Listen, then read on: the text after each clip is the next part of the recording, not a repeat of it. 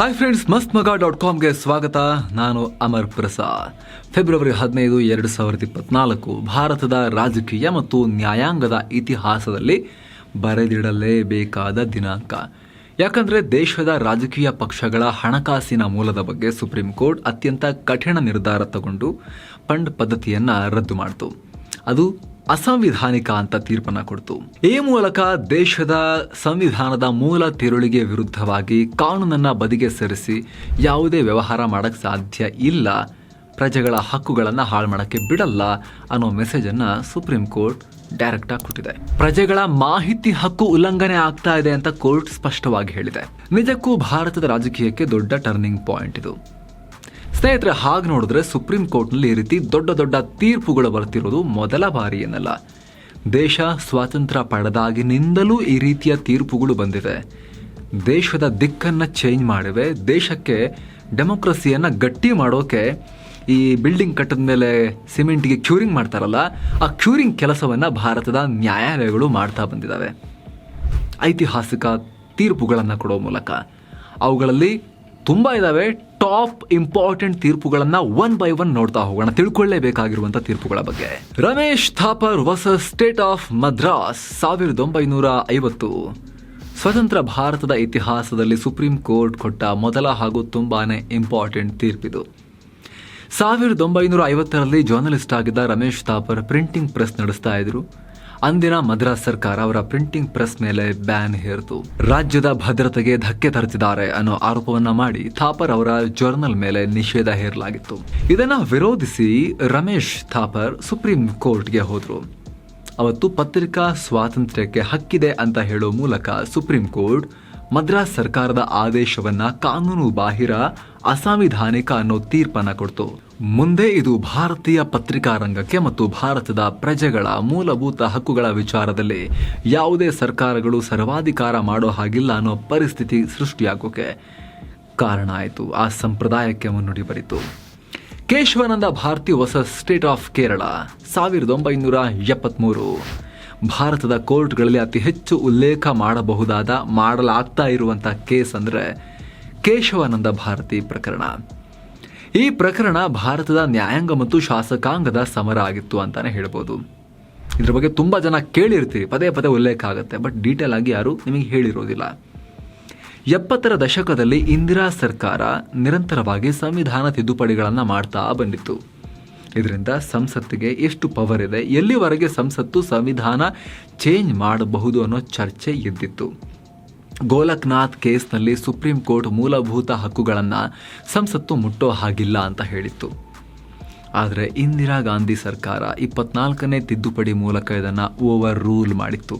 25 ಮತ್ತು 29ನೇ ತಿದ್ದುಪಡಿಯಲ್ಲೂ ಇದೇ ಅಂಶಗಳಿದ್ವು. ಇಂತಹ ಸಂದರ್ಭದಲ್ಲಿ 1970ರಲ್ಲಿ ಕೇರಳ ಸರ್ಕಾರ ಧಾರ್ಮಿಕ ಸಂಸ್ಥೆಗಳು ಭೂಮಿಯ ಮಾಲೀಕತ್ವ ಹೊಂದೋದರ ಮೇಲೆ ಒಂದಷ್ಟು ನಿರ್ಬಂಧ ಹೇರಿತ್ತು. ಇದನ್ನು ಪ್ರಶ್ನಿಸಿ ಎಡ್ನೀರು ಮಠದ ಮುಖ್ಯಸ್ಥರಾಗಿದ್ದ ಸ್ವಾಮಿ ಕೇಶವಾನಂದ ಭಾರತಿಯನವರು ಕೇರಳ ಸರ್ಕಾರದ ಮೇಲೆ ಕೇಸ್ ಹಾಕಿದ್ರು. ಆದರೆ ಅವರು ಕೇಸ್ ಹಾಕುವಾಗ ಆರ್ಟಿಕಲ್ 26 ಅಡಿ ಅಂದರೆ ಧಾರ್ಮಿಕ ಸ್ವಾತಂತ್ರ್ಯದ ಹಕ್ಕಿನ ಮೇಲೆ ನಿರ್ಬಂಧ ಆಗ್ತಾ ಇದೆ ಅಂತ ಆರೋಪ ಮಾಡಿದ್ರು. ಅಲ್ಲದೆ 24, 25, 29ನೇ ತಿದ್ದುಪಡಿಗಳ ಸಿಂಧುತ್ವವನ್ನು ಕೂಡ ಪ್ರಶ್ನೆ ಮಾಡಿದ್ರು. 68 ದಿನಗಳ ಕಾಲ ವಿಚಾರಣೆ ನಡೆಸಿದ ಸುಪ್ರೀಂ ಕೋರ್ಟ್ ಚಾರಿತ್ರಿಕ ತೀರ್ಪನ್ನು ಕೊಡ್ತು. ಸಂವಿಧಾನ ತಿದ್ದುಪಡಿಗಳನ್ನೇನೋ ಎತ್ತಿ ಹಿಡಿದು ಸಂಸತ್ತು ಸಂವಿಧಾನದ ಯಾವುದೇ ಭಾಗವನ್ನು ಬದಲಾಯಿಸಬಹುದು ಅಂತ ಹೇಳ್ತು. ಆದರೆ ಸಂವಿಧಾನದ ಮೂಲ ಆಶಯಗಳನ್ನು, ಮೂಲ ಸ್ವರೂಪವನ್ನು ಬದಲಾಯಿಸೋ ಹಾಗಿಲ್ಲ ಅಂತ ಹೇಳ್ತು. ಹಾಗೆ ಮಾಡಿದ್ರೆ ಈ ತಿದ್ದುಪಡಿಗಳು ಅಸಾಂವಿಧಾನಿಕ ಅಥವಾ ಇನ್ವ್ಯಾಲಿಡ್ ಆಗುತ್ತೆ ಅಂತ ಹೇಳ್ತು.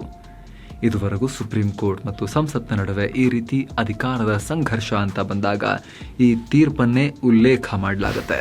ಇಂದಿರಾ ಗಾಂಧಿ ವರ್ಸಸ್ ರಾಜ್ ನಾರಾಯಣ್ 1975. ಬಹುಶಃ ಇಡೀ ಭಾರತದ ರಾಜಕಾರಣಕ್ಕೆ ದೊಡ್ಡ ತಿರುವು ಕೊಟ್ಟ ತೀರ್ಪು. ಅಲ್ಲದೆ ಭಾರತದ ಪ್ರಜಾಪ್ರಭುತ್ವದಲ್ಲಿ ನ್ಯಾಯಾಂಗ ಎಷ್ಟು ಪವರ್ ಹೊಂದಿದೆ ಅನ್ನೋದನ್ನ ಸಾಬೀತು ಮಾಡಿದ ತೀರ್ಪು. 1971ರ ಚುನಾವಣೆಯಲ್ಲಿ ರಾಯ್ಬರೇಲಿಯಲ್ಲಿ ಇಂದಿರಾ ಗಾಂಧಿಯವರ ವಿರುದ್ಧ ರಾಜ್ ನಾರಾಯಣ್ ಅನ್ನೋರು ಸೋತಿರ್ತಾರೆ. ದೊಡ್ಡ ಬಹುಮತದಲ್ಲಿ ಇಂದಿರಾ ಗಾಂಧಿಯವರ ಕಾಂಗ್ರೆಸ್ ಸರ್ಕಾರ ಬಂದಿರುತ್ತೆ. ಆದರೆ ನಾರಾಯಣ್ ಇಂದಿರಾ ಗಾಂಧಿ ಚುನಾವಣೆಯಲ್ಲಿ ಅಕ್ರಮ ಮಾಡಿದ್ದಾರೆ, ಸರ್ಕಾರಿ ವ್ಯವಸ್ಥೆಯನ್ನು ತಮ್ಮ ಪ್ರಚಾರಕ್ಕೆ ಯೂಸ್ ಮಾಡಿದ್ದಾರೆ ಅಂತ ಕೇಸ್ ಹಾಕ್ತಾರೆ. ಈ ಪ್ರಕರಣ ಆಲಿಸಿದ Allahabad high court sitting prime minister Indira Gandhi ವಿರುದ್ಧನೇ ತೀರ್ಪು ಕೊಡುತ್ತೆ. ಇಂದಿರಾ ಗಾಂಧಿಯವರ ಗೆಲುವು ಅಸಿಂಧು ಅವರು 6 ವರ್ಷಗಳ ಕಾಲ ಚುನಾವಣೆ ನಿಲ್ಲೋ ಹಾಗಿಲ್ಲ ಅಂತ ಬ್ಯಾನ್ ಮಾಡಿಬಿಡ್ತಾರೆ, ತೀರ್ಪು ಕೊಟ್ಬಿಡ್ತಾರೆ. ಈ ತೀರ್ಪಿನ ನಂತರವೇ ಇಂದಿರಾ ಗಾಂಧಿ ತುರ್ತು ಪರಿಸ್ಥಿತಿಯನ್ನು ಘೋಷಿಸಿದ್ದು. ಆದರೆ ಒಬ್ಬ ಪ್ರಧಾನಿ ವಿರುದ್ಧವೂ ಭಾರತದ ಕೋರ್ಟ್ ಈ ರೀತಿ ತೀರ್ಪನ್ನು ಕೊಡಬಹುದು. ಭಾರತದ ನ್ಯಾಯಾಂಗಕ್ಕೆ ಅಷ್ಟು ಪವರ್ ಇದೆ ಅನ್ನೋದು ಅದರಿಂದ ಸಾಬೀತಾಯಿತು. SR Bommai versus union of India 1994. ರಾಜ್ಯ ಮತ್ತು ಕೇಂದ್ರ ಸರ್ಕಾರಗಳ ಸಂಬಂಧಗಳ ವಿಚಾರ ಬಂದಾಗ ಇವತ್ತಿಗೂ ಉಲ್ಲೇಖ ಆಗೋ ಕೇಸ್ ಇದು. ಮುಂದೇನೂ ಉಲ್ಲೇಖ ಆಗ್ತಾನೆ ಇರುತ್ತೆ ಈ ಕೇಸ್, ಅಷ್ಟು ಇಂಪಾರ್ಟೆಂಟ್ ಇದು. ಅದು ರಾಜಕೀಯ ಉದ್ವಿಗ್ನ ಕಾಲ. ಕೇಂದ್ರ ಸರ್ಕಾರ ತನಗೆ ಇಷ್ಟ ಬಂದ ಹಾಗೆ, ಇಲ್ಲಿ ಮಕ್ಕಳು ಮನೆ ಕಟ್ಟಿ ಅದನ್ನೆಲ್ಲ ಬೀಳಿಸಿ ಮತ್ತು ಹೊಸ ಕಟ್ತಿರ್ತಾರಲ್ಲ, ಆ ರೀತಿ ಇಷ್ಟ ಬಂದ ಹಾಗೆ ರಾಜ್ಯ ಸರ್ಕಾರಗಳನ್ನು ತೆಗೆದು ಬಿಸಾಕ್ತಾ ಇತ್ತು. ರಾಷ್ಟ್ರಪತಿ ಆಳ್ವಿಕೆಯನ್ನು ಹೇರ್ತಾ ಇದ್ರು. ಆಗ ಆ ಟೈಮ್ನಲ್ಲಿ 1988ರಲ್ಲಿ ರಾಮಕೃಷ್ಣ ಹೆಗಡೆಯವರು ರಾಜೀನಾಮೆ ಕೊಟ್ಟ ನಂತರ SR ಬೊಮ್ಮಾಯಿಯವರು ರಾಜ್ಯದ ಮುಖ್ಯಮಂತ್ರಿಯಾಗಿದ್ದರು. ಸರ್ಕಾರ ರಚನೆಯಾಗಿ ಕೆಲ ತಿಂಗಳಲ್ಲೇ ಜನತಾ ಪಕ್ಷ ಮತ್ತು ಲೋಕದಳ ಸೇರಿ ಜನತಾ ದಳ ಆಯಿತು. ಇದು ಕೆಲವರ ಮನಸ್ತಾಪಕ್ಕೆ ಕಾರಣ ಆಗಿತ್ತು. ಹೀಗಿರುವಾಗ 1989ರ ಏಪ್ರಿಲ್ನಲ್ಲಿ KR ಮೊಳಕೇರಿ ಅನ್ನೋ ಶಾಸಕರೊಬ್ಬರು ತಾವು ಬೇರೆ ಪಕ್ಷಕ್ಕೆ ಹೋಗ್ತಾ ಇದ್ದೀವಿ, ತಮ್ಮೊಂದಿಗೆ 19 ಶಾಸಕರು ಬರ್ತಿದ್ದಾರೆ ಅಂತ ಪತ್ರ ಸಮೇತ ಅಂದಿನ ರಾಜ್ಯಪಾಲ ಪೆಂಡೆಕಂಟಿ ವೆಂಕಟಸುಬ್ಬಯ್ಯ ಅವರಿಗೆ ಹೇಳಿದ್ರು. ಇದರ ಬೆನ್ನಲ್ಲೇ ರಾಜ್ಯಪಾಲರು ಬೊಮ್ಮಾಯಿಯವರು ಶಾಸಕರ ವಿಶ್ವಾಸ ಕಳ್ಕೊಂಡಿದ್ದಾರೆ, ಅವರಿಗೆ ಸಂಖ್ಯಾಬಲ ಇಲ್ಲ, ಹೀಗಾಗಿ ರಾಷ್ಟ್ರಪತಿ ಆಳ್ವಿಕೆ ಜಾರಿ ಮಾಡಬೇಕು ಅಂತ ರಾಷ್ಟ್ರಪತಿಗಳಿಗೆ ಲೆಟರ್ ಬರೆದ್ರು.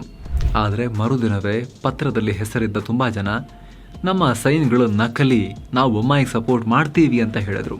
ಈ ವಿಚಾರವನ್ನು ಬೊಮ್ಮಾಯಿ ರಾಜ್ಯಪಾಲರ ಗಮನಕ್ಕೆ ತಂದರು. ಕೂಡಲೇ ಅಧಿವೇಶನ ಕರೀರಿ, ಸಂಖ್ಯಾಬಲ ಪ್ರೂವ್ ಮಾಡ್ತೀನಿ ಅಂತ ಕೂಡ ಹೇಳಿದ್ರು. ಆದರೆ ಕೇಂದ್ರ ಸರ್ಕಾರದ ಪ್ರಭಾವದಲ್ಲಿದ್ದ ರಾಜ್ಯಪಾಲರು ರಾಷ್ಟ್ರಪತಿಗಳಿಗೆ ವಿಚಾರ ಹೇಳಲೇ ಇಲ್ಲ. ಅದರ ಬದಲು ತಾವು ಮೊದಲು ಮಾಡಿದ್ದ ಮನವಿಯನ್ನೇ ಮತ್ತೆ ಮಾಡಿದ್ರು. ಹೀಗಾಗಿ ಏಪ್ರಿಲ್ 21, 1989ರಂದು ಬೊಮ್ಮಾಯಿ ಸರ್ಕಾರ ವಜಾ ಆಯಿತು. ಇದರಿಂದ ಸಿಟ್ಟಿಗೆದ್ದ ಬೊಮ್ಮಾಯಿ ಹೈಕೋರ್ಟ್ಗೆ ಹೋದರು. ಹೈಕೋರ್ಟ್ ಬೊಮ್ಮಾಯಿ ಮನವಿಯನ್ನು ವಜಾ ಮಾಡಿತು. ನಂತರ ಬೊಮ್ಮಾಯಿ ಸುಪ್ರೀಂ ಕೋರ್ಟ್ಗೆ ಹೋದರು. ನಂತರ ನಡೆದಿದ್ದು ಸುದೀರ್ಘ ವಿಚಾರಣೆ. ಸತತ 5 ವರ್ಷ ನಡೆದ ವಿಚಾರಣೆಯಲ್ಲಿ ಸುಪ್ರೀಂ ಕೋರ್ಟ್ ಆರ್ಟಿಕಲ್ 356 ಅನ್ನು ರಾಷ್ಟ್ರಪತಿ ಅಥವಾ ಕೇಂದ್ರ ಸರ್ಕಾರ ತಮಗಿಷ್ಟ ಬಂದ ಹಾಗೆ ಬಳಸುವ ಹಾಗಿಲ್ಲ ಅಂತ ಹೇಳ್ತು. ಇದಕ್ಕೆ ಲೋಕಸಭೆ, ರಾಜ್ಯಸಭೆ ಎರಡೂ ಸದನಗಳ ಅನುಮತಿಯನ್ನು ತಗೋಬೇಕು. ಅಲ್ಲಿವರೆಗೆ ಬೇಕಾದರೆ ವಿಧಾನಸಭೆಯನ್ನು ಅಮಾನತಿನಲ್ಲಿಡಬಹುದು. ಒಂದು ವೇಳೆ ಲೋಕಸಭೆ, ರಾಜ್ಯಸಭೆ ಎರಡು ತಿಂಗಳ ಒಳಗೆ ರಾಷ್ಟ್ರಪತಿ ಆಳ್ವಿಕೆಗೆ ಒಪ್ಪಲಿಲ್ಲ ಅಂದರೆ ಅಮಾನತು ಆದೇಶ ರದ್ದಾಗುತ್ತೆ, ಸರ್ಕಾರ ಪುನರ್ಸ್ಥಾಪನೆಯಾಗತ್ತೆ ಅಂತ ಹೇಳ್ತು. ಜೊತೆಗೆ ಬಹುಮತ ಸಾಬೀತಾಗೋದು ರಾಜಭವನದ ಅಂಗಳದಲ್ಲಿ ಅಲ್ಲ, ಬದಲಿಗೆ ವಿಧಾನಸಭೆಯಲ್ಲಿ ಅದು ಆಗಬೇಕು, ಫ್ಲೋರ್ನಲ್ಲಿ ಆಗಬೇಕು ಅನ್ನೋದನ್ನು ಕೂಡ ಈ ಪ್ರಕರಣ ಹೇಳ್ತು. National legal service authority versus union of India 2014. ಸ್ನೇಹಿತರೆ, ಟ್ರಾನ್ಸ್ಜೆಂಡರ್ ವ್ಯಕ್ತಿಗಳಿಗೆ ಕಾನೂನು ಮಾನ್ಯತೆ ಕೊಟ್ಟಿದೆ ಈ ತೀರ್ಪು. ಈ ಪ್ರಕರಣದಲ್ಲಿ ಸುಪ್ರೀಂ ಕೋರ್ಟ್ ಟ್ರಾನ್ಸ್ಜೆಂಡರ್ ವ್ಯಕ್ತಿಗಳನ್ನು ತೃತೀಯ ಲಿಂಗಿಗಳು ಅಂತ ಗುರುತಿಸಿತು. ಅಲ್ಲದೆ ಸಂವಿಧಾನದ ಅಡಿ ಎಲ್ರಿಗೂ ಇರುವ ಮೂಲಭೂತ ಹಕ್ಕುಗಳು ತೃತೀಯ ಲಿಂಗಿಗಳಿಗೂ ಸಮಾನವಾಗಿ ಅನ್ವಯ ಆಗುತ್ತೆ ಅಂತ ಹೇಳ್ತು. ಅಲ್ಲದೆ ಈ ಸಮುದಾಯ ಶೋಷಣೆಗೆ ಒಳಗಾಗಿದ್ರಿಂದ ಸಾಮಾಜಿಕವಾಗಿ, ಆರ್ಥಿಕವಾಗಿ ಹಿಂದುಳಿದ ವರ್ಗ ಅಂತ ಕನ್ಸಿಡರ್ ಮಾಡಬೇಕು. ಶಿಕ್ಷಣ ಸಂಸ್ಥೆ, ಉದ್ಯೋಗಗಳಲ್ಲಿ ಮೀಸಲಾತಿ ಕೊಡಬೇಕು ಅಂತ ತೀರ್ಪನ್ನು ಕೊಡ್ತು. ನೆಕ್ಸ್ಟ್ ಅಯೋಧ್ಯೆ ತೀರ್ಪು 2019. ಇದಂತೂ ನಿಮ್ಮ ಮುಂದೆ ಬಂದಂತಹ ತೀರ್ಪು. ಭಾರತದ ರಾಜಕಾರಣವನ್ನೇ ಬದಲು ಮಾಡಿದಂಥ ವಿಚಾರವಾಗಿ ಬಂದಂತಹ ತೀರ್ಪು. ಬಹುಶಃ ಮುಂದಿನ ಹಲವಾರು ವರ್ಷಗಳ ಕಾಲ, ಶತಮಾನಗಳ ಕಾಲ ರಾಜಕಾರಣದ ಮೇಲೆ ಪ್ರಭಾವ ಬೀರೋ ಸಾಮರ್ಥ್ಯ ಹೊಂದಿರೋ ತೀರ್ಪು. ಬಾಬ್ರಿ ಮಸೀದಿ ಇದ್ದ ಜಾಗದ ವಿಚಾರವನ್ನ ಬಹುತೇಕ ಜಡ್ಜ್ಗಳು ಇದೊಂದು ಟಾಪಿಕ್ ಸಹವಾಸನೆ ಬೇಡಪ್ಪ ಅಂತ ಅದನ್ನು ಮುಟ್ತಾನೇ ಇರಲಿಲ್ಲ, ದೂಡ್ತಾನೇ ಬಂದಿದ್ರು. 2.77 ಎಕರೆ ಜಾಗದ ಈ ವಿವಾದ ಭಾರತವನ್ನೇ ಬದಲಾಯಿಸಿತು. ಅಂತಹ ವಿವಾದವನ್ನು 2019ರಲ್ಲಿ ಸುಪ್ರೀಂ ಕೋರ್ಟ್ ಕ್ಲಿಯರ್ ಮಾಡಿತು. ವಿವಾದಿತ ಜಾಗ ಹಿಂದೂ ಸಮುದಾಯಕ್ಕೆ ಸೇರಿದ್ದು ಅಂತ ತೀರ್ಪನ್ನು ಕೊಡ್ತು. ಅಲ್ಲದೆ ಮುಸ್ಲಿಂ ಸಮುದಾಯಕ್ಕೆ 5 ಎಕರೆ ಮಸೀದಿ ಕಟ್ಟೋಕೆ ಜಾಗ ಕೊಡಬೇಕು ಅಂತ ಆದೇಶವನ್ನು ಕೂಡ ಕೊಡ್ತು. ಸ್ನೇಹಿತರೆ, ಇದು ಭಾರತದ ದಿಕ್ಕನ್ನು ಬದಲಿಸಿದ ತೀರ್ಪುಗಳಲ್ಲಿ ಟಾಪ್ 5 ಪಟ್ಟಿ ಮಾಡಿದ್ದೀವಿ. ಇನ್ನೂ ಹಲವಾರು ಕೇಸ್ಗಳಿವೆ, ಪ್ರಕರಣಗಳಿವೆ. ಇವೆಲ್ಲವೂ ಕೂಡ ಭಾರತದ ದಿಕ್ಕನ್ನು ಬದಲಿಸುವಲ್ಲಿ ಅವುಗಳದ್ದೇ ಆದ ಕೊಡುಗೆಯನ್ನು ಕೂಡ ಕೊಟ್ಟಿವೆ. ನಾವು ಅತಿ ಮುಖ್ಯವಾದದ್ದನ್ನು ಒಂದು ಬ್ರೀಫ್ ವರದಿಯಲ್ಲಿ ನಮ್ಮ ಪ್ರೀತಿಯ ವೀಕ್ಷಕರಿಗೆ ಯಾವುದೆಲ್ಲ ಹೇಳ್ಬೋದು ಅದನ್ನು ಹೇಳಿದ್ದೀವಿ. Thank you so much. ಮತ್ತೆ ಭೇಟಿ ಆಗ್ತಿರೋಣ. ನಮಸ್ತೆ. ಸ್ನೇಹಿತರೆ, ಶುರುವಾಗಿದೆ ಗೋಲ್ಡ್ ಮೆಂಬರ್ಶಿಪ್ ಪ್ರೋಗ್ರಾಮ್. ಏನಿರುತ್ತೆ ಇದರಲ್ಲಿ? ನಿಮ್ಮ ಬುದ್ಧಿಶಕ್ತಿ, ತಿಳುವಳಿಕೆ ಹೆಚ್ಚಿಸೋ ಕರೆಂಟ್ ಪವರ್ ಹೆಸರಿನ ವಿಶೇಷ ಕರೆಂಟ್ ಅಫೇರ್ಸ್ ಪ್ರೋಗ್ರಾಮ್ ಗೋಲ್ಡ್ ಮೆಂಬರ್ಸ್ಗೆ ಮಾತ್ರ ಆಕ್ಸೆಸ್ ಇರುತ್ತೆ. ಜೊತೆಗೆ ಇತಿಹಾಸ ದರ್ಶನ ಹಾಗೂ ಆಯ್ದ ಫ್ರೀ ಸ್ಪೀಚ್ ಎಪಿಸೋಡ್ಗಳಿಗೆ ಅರ್ಲಿ ಆಕ್ಸೆಸ್ ಸಿಗುತ್ತೆ. ಅಂದ್ರೆ ನೀವು ಬೇರೆಯವರಿಗಿಂತ ಒಂದಿನ ಮೊದಲೇ ಈ ವಿಡಿಯೋಸ್ ನೋಡ್ಬೋದು. ಮೆಂಬರ್ಸ್ ಓನ್ಲಿ ಪೋಲ್ಗಳಲ್ಲಿ ನಿಮ್ಮ ಒಪಿನಿಯನ್, ಅಭಿಪ್ರಾಯಗಳನ್ನ ಹೇಳ್ಬೋದು. ಜೊತೆಗೆ ನೀವು ನಮ್ಮ ಗೋಲ್ಡ್ ಮೆಂಬರ್ಸ್ ಆಗಿರೋ ಕಾರಣ ನಮ್ಮ ಪ್ರೋಗ್ರಾಮ್ಗಳಿಗೆ ಸಂಬಂಧಪಟ್ಟ ಹಾಗೆ ಕಾಲ ಕಾಲಕ್ಕೆ ನಿಮ್ಮ ಸಲಹೆ ಪಡಿತಾ ಇರ್ತೀವಿ. ಹಾಗೆ ಕಾಮೆಂಟ್ ಸೆಕ್ಷನ್ನಲ್ಲಿ ನಿಮ್ಮ ಕಾಮೆಂಟ್ಸ್ ಹೈಲೈಟ್ ಆಗುತ್ತೆ. ನಿಮ್ಮ ಹೆಸರಿನ ಮುಂದೆ ಮೆಂಬರ್ಶಿಪ್ ಬ್ಯಾಡ್ಜ್ ಬರುತ್ತೆ. ಎಲ್ಲಕ್ಕಿಂತ ಹೆಚ್ಚಾಗಿ ಸ್ವತಂತ್ರ ಪತ್ರಿಕೋದ್ಯಮಕ್ಕೆ ನಿಮ್ಮ ಬೆಂಬಲ ಕೊಟ್ಟ ಹಾಗಾಗತ್ತೆ. ನೀವು ಗೋಲ್ಡ್ ಮೆಂಬರ್ ಆಗಬೇಕು ಅಂದ್ರೆ, ಈ ವಿಶೇಷ ಸಂಬಂಧವನ್ನ ಹೊಂದಬೇಕು ಅಂದ್ರೆ ಏನ್ ಮಾಡಬೇಕು? ಮಸ್ತ್ ಮಗ ಯೂಟ್ಯೂಬ್ ಚಾನಲ್ನಲ್ಲಿ ಜಾಯಿನ್ ಬಟನ್ ಒತ್ತಬೇಕು. ತಿಂಗಳಿಗೆ ಬರೀ 159 ರೂಪಾಯಿಗೆ ನೀವು ಮಸ್ತ್ ಮಗಾದ ವಿಶೇಷ ವೀಕ್ಷಕರಾಗ್ಬೋದು, ಗೋಲ್ಡ್ ಮೆಂಬರ್ ಆಗ್ಬೋದು.